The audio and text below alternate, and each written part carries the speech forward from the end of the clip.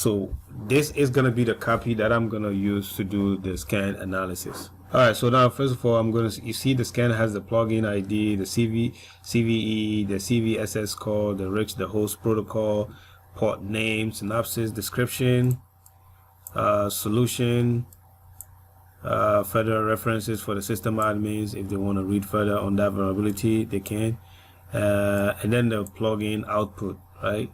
So in order for me to have this vulnerability scan results, what I did was that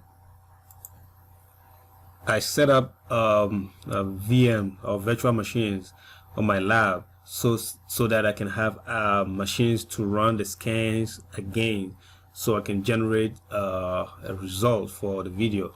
So what I did was that I looked for machines that are vulnerable out there, so I can have a lot of vulnerabilities in the vulnerability scan result for me to do the demo. So you see I have the Metasploitable 2, which is a highly vulnerable Linux machine. I have the Windows XP. Everybody knows that Microsoft does not support Windows XP anymore, so that has a lot of vulnerability.